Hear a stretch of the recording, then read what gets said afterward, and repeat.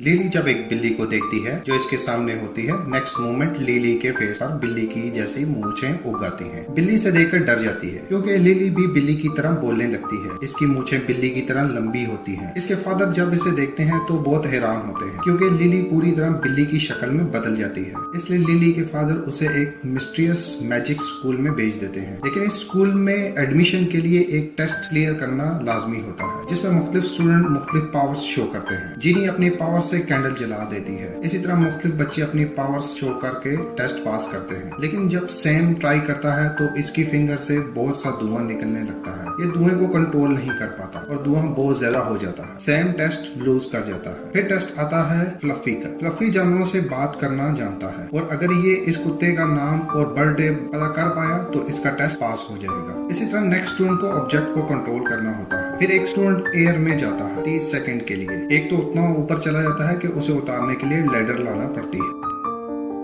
अब आखिरी टेस्ट होता है जिसमें किसी चीज में तब्दील होना होता है और 6 सेकंड के लिए जानवर ही रहना होता है। लिली की बारी आती है और ये इन सब के सामने अपनी मूछें और फेस को बिल्ली में कन्वर्ट करके पूरी तरह बिल्ली बन जाती है। टीचर सेकंड्स काउंट करती है तो लिली के बैट वाले पर निकल आते हैं, फिर मगरमच्छ की तरह टेल भी, और फिर वो अपनी असली हालत में वापस आ जाती है। टेस्ट के एंड पर सबको एक ब्लैंक कार्ड दिया जाता है जिसमें टेस्ट का रिजल्ट होता है और इनके क्लासेस का ग्रुप शो होता है। ये सब खुश होते हैं क्योंकि इन सबको इनके मर्जी के ग्रुप में ऐड किया गया था। लेकिन लिली के कार्ड पर UDM अपीयर होता है। इसका मतलब ये होता है कि जो बच्चे अपने मैजिक कंट्रोल नहीं कर सके वो इस ग्रुप में होंगे और जब तक इनका मैजिक खत्म ना हो जाए और नॉर्मल इंसान ना बन जाए। लेकिन लिली हार नहीं मानती। फिर टीचर एक डोर ओपन करते हैं। इन बच्चों को 5 उड़ने वाले झाड़ू दिखाए जाते हैं। लिली बहुत खुश होती है। लिली उड़ने वाले झाड़ू को इस्तेमाल करना चाह रही होती है लेकिन इसे बताया जाता है कि ये सिर्फ झाड़ू है, उड़ने वाले झाड़ू नहीं है और जब तक ये अपना मैजिक कंट्रोल करने में नहीं लाएगी तब तक ये स्कूल में झाड़ू का काम किया करेगी। लिली छुपकर जादू सीखने को तैयार नहीं थी मगर इसने मौके को गनीमत जानकर बिल्ली पकड़ी। लेकिन बिल्ली चीखने लगी। लिली डर गई और एक बार फिर से लिली का मैजिक आउट ऑफ कंट्रोल हो गया और ये बड़ी सी मुर्गी बन गई। लेकिन लिली हार नहीं मानती। ये मैजिक की प्रैक्टिस जारी रखती है और उम्मीद करती है कि अपने आप को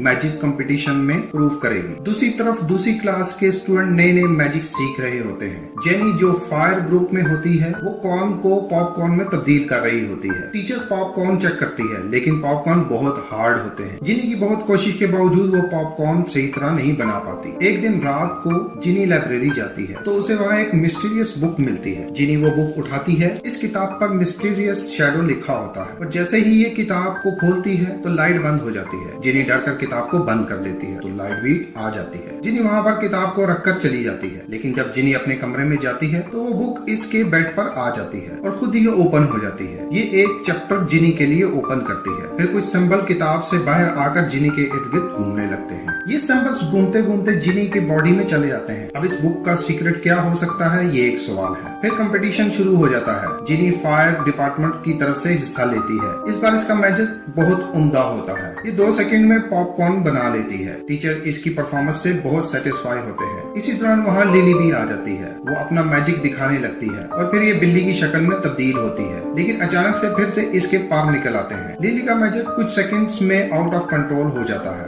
इस बार ये फ्लाइंग पिग बन जाती है। जिनी कोशिश करती है लिली की मदद करने की मगर जिनी की फायर बॉल भी आउट ऑफ कंट्रोल हो जाती है। लिली अचानक से अपनी असली हालत में वापस आ जाती है और फिर इन्हें अपनी अपनी क्लास में भेज दिया जाता है। लेकिन इसकी इस कोशिश ने टीचर को बहुत इम्प्रेस किया होता है। अब टीचर फैसला करते हैं कि इन बच्चों को भी मैजिक को कंट्रोल करने की प्रैक्टिस करवाई जाएगी। ये काम करता है और बच्चे कुछ न कुछ अपना मैजिक कंट्रोल करना सीख रहे थे। दूसरी तरफ जिनी पर ब्लैक मैजिक पूरी तरह हावी हो रहा होता है। ये ब्लैक मैजिक पूरा स्कूल खत्म करने का इरादा रखता था। अगले दिन एक बड़ी असेंबली होती है। सारे टीचर और बच्चे इस असेंबली को अटेंड करते हैं। जिनी स्टेज पर आती है और एक फायर बॉल बनाती है और देखते ही देखते ये फायर बॉल बड़ा होने लगता है। अचानक से फायर बॉल टूट जाता है और जिनी काले धुएं के झोंके में बदल जाती है। फायर स्टूडेंट इस पर फायर बॉल से अटैक करते हैं मगर फायर बॉल इस पर असर नहीं करती। फिर फ्लफी स्टूडेंट मदद को आते हैं जिससे परिंदों का ढेर आ जाता है मगर वो भी डरकर भाग जाता है। फिर फ्लाइंग स्टूडेंट कोशिश करते हैं मगर वो भी फेल हो जाते हैं। फिर ट्रांसफॉर्मेशन स्टूडेंट कोशिश करते हैं, मगर ये सब बतखें, गायें और भेड़ बकरियां में बदल जाते हैं और ये भी कोई रेजिस्टेंस शो नहीं कर पाते। और फिर आखिर में ब्लिंक डिपार्टमेंट के स्टूडेंट कोशिश करते हैं और जिनी को खींचते हैं, मगर कामयाब नहीं होते। ये सब कुछ भी नहीं कर पा रहे थे। इतने में यूडीएम डिपार्टमेंट के स्टूडेंट वहाँ आ जाते हैं। ये बहुत ज्यादा